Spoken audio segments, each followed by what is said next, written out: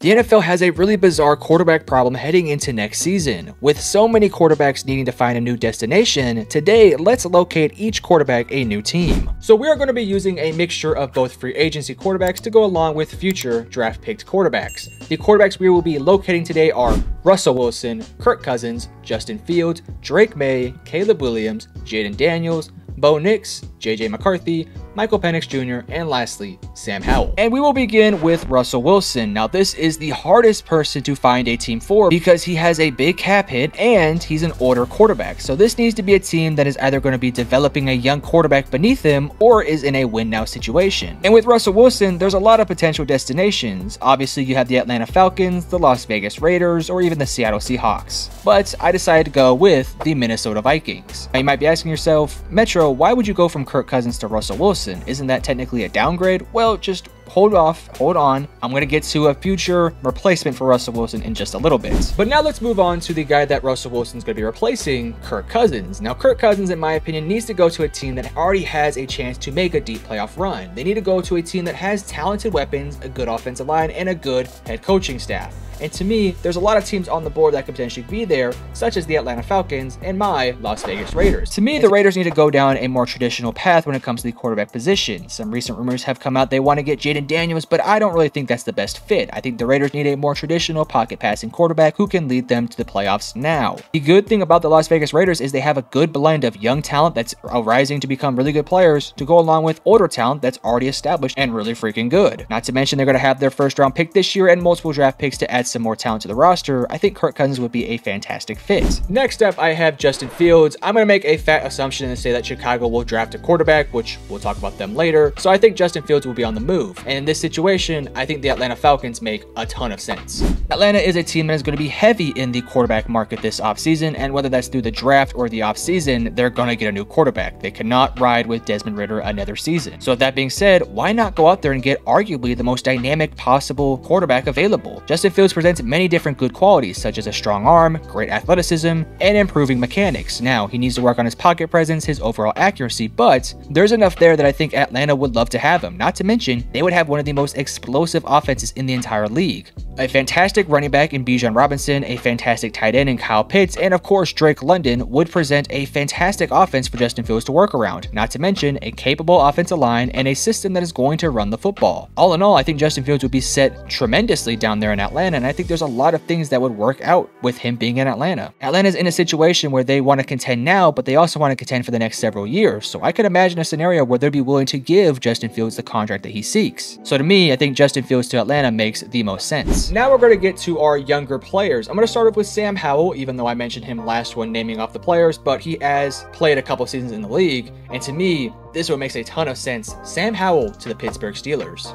Now, to everyone who doesn't like Sam Howell, I would plead for you guys to give him a chance. He's only had 1 year as a starting quarterback, and at one point this year, he actually led the league in passing yards. Now, he has a lot to work on, mainly his pocket presence and his overall accuracy, as well as his decision-making, especially as the season went on, it got worse. But I think if you put him on a team like Pittsburgh, which already has stability along the offensive line, stability in the receiving room, as well as in the running back room, and of course, in the head coach, I think that would be a destination that Sam Howell would fit nicely in, especially as a potential replacement for Kenny Pickett. This would be a situation where Kenny Pickett would get the start at the beginning of the year, and if he doesn't work out long term, you go to Sam Howell, who could potentially be your long-term project player. The nice thing for Pittsburgh is you wouldn't have to give Sam Howell a contract because he's under his rookie deal and he'd be very cheap. And again, if Kenny Pickett doesn't work out, you're actually going to, I believe, a younger player in Sam Howell, so I think that makes even more sense for the Pittsburgh Steelers. Pittsburgh wants to add competition in the quarterback room, so why not go out there and get a guy who can genuinely be good in the league one day? Now, do I think Sam Howell is going to be an MVP-like quarterback moving forward? No, but I think he could easily be a good starter in this league, just give him some time to develop. Now we get to our young rookie quarterbacks of this year's draft. We have Caleb Williams, Drake May, Jayden Daniels, Bo Nix, JJ McCarthy, and Michael Penix. We will begin with Caleb Williams. Now, I think for this one, it makes a lot of sense for both the team and the player. I think Caleb Williams to Chicago makes a ton of sense. Caleb Williams is a flashy, big-name guy who likes to make big plays, and well, Chicago desperately needs that. Chicago runs an offense offense that runs through Justin Fields, and Justin Fields can't run the offense that the Chicago Bears want to run. Caleb Williams can do that. I do think Washington is also a good fit for Caleb Williams because, of course, they just hired Cliff Kingsbury. However, I don't like the fit culturally wise with the Washington Commanders. The Chicago Bears already have an established culture as they are a historic franchise, and I think getting a guy like Caleb Williams to fit in nicely there would make a lot of sense. Not to mention, you have a second first-round pick to add either an offensive lineman or wide receiver to complement a guy like Caleb Williams. In my opinion, Caleb Williams would not succeed on a team that needs a lot of work, which I think the Washington Commanders need to do, and I think Caleb Williams would work better with a team that already has some established players like DJ Moore, Roschon Johnson, and improving defense to go along with an offensive line that isn't the worst in the NFL. Whereas our next player, Drake Maye, I think would be a fantastic fit with the Washington Commanders. And there's many reasons why I feel that way. For starters, the Washington Commanders are going down a completely new path, and I don't know about you guys, but I think I would love to have a Justin Herbert, Josh Allen-like quarterback for the next 10 plus years. I think Drake Maye is a little bit more of a raw prospect in comparison to Caleb Williams. Drake Maye has a lot of work to do, especially with his decision making. And with the Washington Commanders more than likely not being very good next year, I think that this would be a good time for them to get young talent and even some veterans to help this team develop for a brighter future in 2 to 3 years. And I think of all the quarterbacks, Drake Maye has the potential to be the best of all the quarterbacks in this year's draft. So why not go out there, go to Washington, develop in a Cliff Kingsbury offense and get better as time goes on, and your decision making will get better as well. And next thing you know, you'll be up there with the Josh Allens and the Justin Herberts, and you'll be contending for championships in Washington. Now let's move on to Jayden Daniels. Now for me, Jayden Daniels is a very unique prospect. He needs to be put on a team where he can be the centerpiece of their offense. You can't run a Jayden Daniels-led offense and not work to his strengths. To me, the team that would be willing to work with him the most would be the New England Patriots. Now the Patriots have obviously had Mac Jones and Tom Brady, so I think if there's any team that would have to adapt to their quarterback, it would be the Patriots, which to me is exactly what Jayden Daniels needs to go to. And what I mean by that is you don't want to go to a team that isn't going to let you run the ball and isn't going to let you throw the ball in places that you're good at throwing the ball. The Patriots would have basically no choice but to do that if they take Jayden Daniels. Now yes, Drake Maye and Caleb Williams might be a better fit with their more pocket presence system that they've traditionally run with guys like,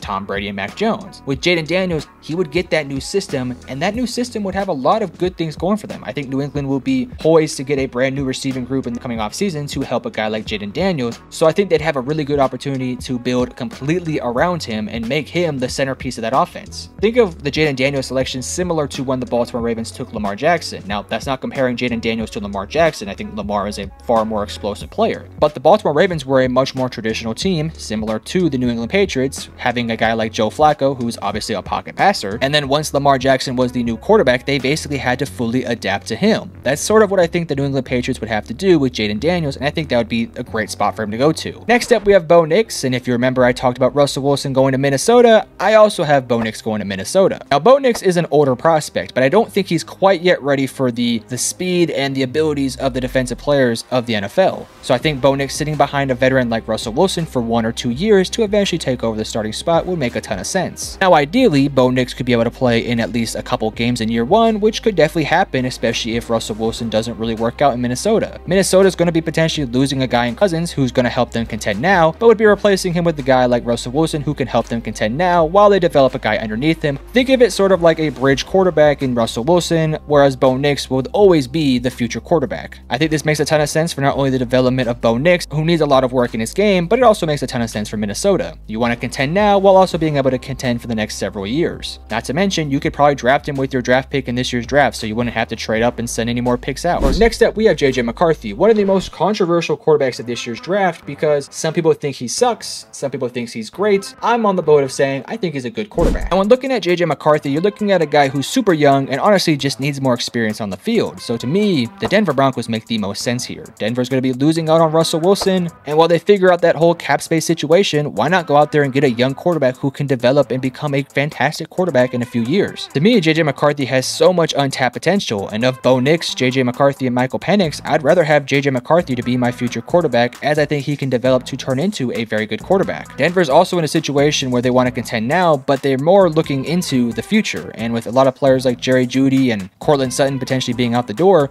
why not get the youngest quarterback of the three and develop around him? Yes, JJ McCarthy has a lot of flaws to his game right now, but with a guy like Sean Payton, you can build your system around JJ McCarthy, as well as JJ McCarthy can adapt to the Sean Payton system. Sean Payton also loves to run the ball, which fits exactly what JJ McCarthy's good at. I think the little small things fit a lot more in Denver than it does in other teams. I like the JJ McCarthy McCarthy fit. Last up, we have Michael Penix Jr. Now, similar to Bo Nix, Penix is a bit of an older prospect, so to me, he needs to go on a team that is either going to have him sit behind a quarterback for 1 or 2 years to eventually take over, or play now and contend now. And to me, the Seattle Seahawks make the most sense. Now, Seattle already has Geno Smith, and from everything I've been reading, it sounds like Geno Smith will be the quarterback to this team next year. So why not draft a guy like Michael Penix, who's a little bit older, but can develop behind him to fix out the small kinks of his game? Geno Smith is the veteran's veteran in the NFL. He knows how to be a backup, but he also knows how to be a very good starter, and he knows how to develop guys behind him. So to me, why not go out there and get a guy like Michael Penix to develop underneath him? Not to mention the obvious ties within the coaching staff, but I think Michael Penix also presents a nice fit within the system you're going to run. Obviously, the new offensive coordinator was the offensive coordinator for the Washington Huskies, which of course, Michael Penix was that guy. And under Ryan Grubb, you're going to get the most out of Michael Penix, so I say why not? So all in all, these are my favorite fits in this year's draft. If you disagree, let me know in the comment section below and tell me your personal fits. But to me,